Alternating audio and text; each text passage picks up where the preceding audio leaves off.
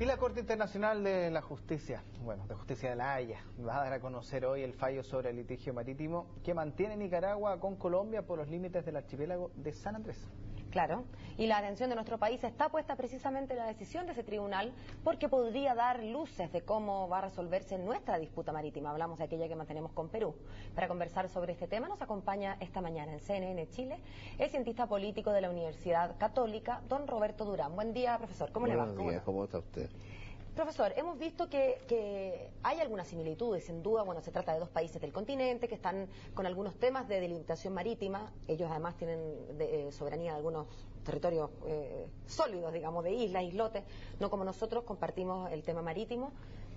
Y también se ha hablado de que se van a enfrentar en el tribunal Crawford y Pellet, por el otro lado, que son dos jurisconsultos de mucho peso y que coinciden, estar representando a esas partes y a nosotros. Pero además de eso, en lo de fondo, ¿es de verdad relevante? ¿Podría el laudo que vamos a conocer hoy ser relevante respecto a cómo va a fallarse después?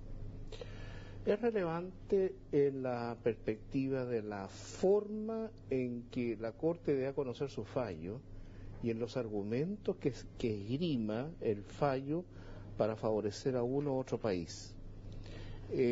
Hay un cierto debate, por decirlo así, una cierta postura en la Haya y fuera de la Haya, en el ámbito de los especialistas en derecho internacional, respecto de cierta inamovilidad de los tratados limítrofes, los tratados fronterizos, los acuerdos fronterizos. Eso va en beneficio de mantener una relativa calma en la relación de los países, bilateralmente hablando, pero también de extenderse a Colombia, y en este caso a Chile. Claro. Entonces, resulta que el punto central es, si en este caso, en el caso de Colombia y Nicaragua, el uso y la costumbre se van a conciliar con el hecho de cumplimiento de ciertos tratados anteriores. Y si eso se falla en ese sentido, ese es un argumento, es decir, es un precedente interesante para lo que tiene Chile con Perú pendiente. O sea, para quienes no son especialistas, el tema sería ver cómo ponderan en la Corte, por un lado, la ley en forma de tratado internacional, y por el otro lado, el uso y la costumbre, cuando aquellos dos están en contraposición. Exactamente, porque el uso y la costumbre es lo que precisamente los separa, en este caso. Ahora, ¿este caso puede marcar realmente una especie de referente para nosotros? O quizás analizarlo de una manera cercana teniendo en cuenta lo siguiente, que ahí es donde a mí se produce una cierta distancia, a lo mejor, que ya en el año 2007, en este caso por lo menos la Corte Internacional de Justicia, ya había fallado a favor de Colombia. De hecho, el ex canciller colombiano Julio Londoño, que es el que está a cargo de este equipo, dice, si la Corte Internacional de Justicia en el año 2007 dijo que el meridiano 82 es el límite occidental del archipiélago, no la frontera marítima, de todas formas o de todas maneras está diciendo hasta dónde va el archipiélago, y esto lo tienen como un argumento bastante fuerte. Ya hay un antecedente en el año 2007, cosa que Chile con Perú no lo tienen. ¿Eso puede marcar también una diferencia o no? ¿O cómo debiésemos ver esta situación de Colombia-Nicaragua ya teniendo un antecedente como ese? Son dos casos bastante distintos, en realidad, en cuanto a esencia y forma. En cuanto a esencia, porque lo nuestro con el Perú son 3 puntos, entre los cuales uno tiene que ver con la soberanía marítima, un sector pequeño, pero tiene que ver con eso.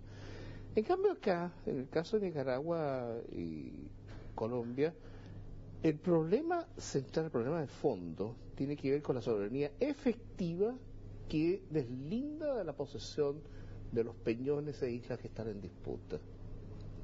Lo que mueve a los países en el ámbito de los límites limítrofes, en el ámbito de zanjar sus diferencias ahí, reside esencialmente en el hecho del aprovechamiento económico y más allá de la soberanía y aprovechamiento económico, soberanía económica política de una región que le es indispensable al país, que le es indispensable a su futuro.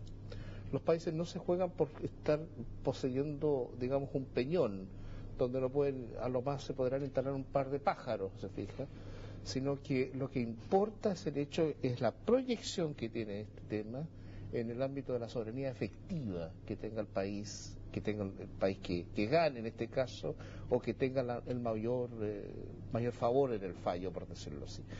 El presidente del 2007, por cierto que es un buen precedente, es un buen elemento, pero la manera en que se presentan los casos siempre varía, y varía de acuerdo a ciertas circunstancias y de acuerdo también al esgrimir cierto tipo de intereses que antes no estaban presentes. Se ha hablado también, profesor, de las personalidades de los jefes de abogados de uno y otro equipo. Sabemos que nosotros contamos con James Crawford, que de hecho es la persona que representó a Colombia también, sí, y que tiene una personalidad o una manera de exponer en la corte algo más irónica. Él es australiano. Muy británica, sí. Claro, y claro, del Commonwealth, él es australiano de hecho. Y que el otro, este francés, es más agresivo, más aguerrido en algún sentido. Alain Pellet, que además tiene prácticamente el mismo estatus en términos de prestigio internacional. Sí, no, lógico. ¿Le parece que tendrán estos estilos disímiles alguna injerencia en cómo reciben los jueces de la Haya los argumentos? Ah, sí, claro, por supuesto. Los jueces dirimen de acuerdo a su concepción sobre la tradición jurídica y sobre el contexto político en el cual operan, pero también esgrimen, zanjan su decisión en base a la manera en que se observa la prestación de los argumentos. Ahí hay detrás de esto un estilo, pero también hay cierta forma que a los jueces puede ser convincente, habida cuenta que pueden tener dudas en 2 o 3 puntos, y la exposición clara por parte de una parte sobre esos 2 o 3 puntos puede inclinar la balanza de uno de los jueces, o de varios de ellos. Y por último, profesor, para quienes no somos expertos en estos temas, el laudo, que es la sentencia que va a emitir este tribunal, ¿puede recurrirse? ¿Existe alguna corte superior, más allá de la corte celestial, donde uno pueda recurrir como país? Es decir, la corte celestial tiene una vigencia y ¿Una jurisdicción completa y plena? Claro, eso sería viable. No, es inapelable. Es inapelable, y por lo tanto el juicio, el fallo, llama a la conciencia ética de cada país para su cumplimiento. Que por lo menos en el caso nuestro sabemos que tanto Perú como Chile han hecho sendas declaraciones de estar de acuerdo con cumplir lo fallado. Y así espero que pase. Todos esperamos lo mismo, ¿verdad? Muchas gracias, profesor. Que un gusto. Que tenga buen día. Igualmente.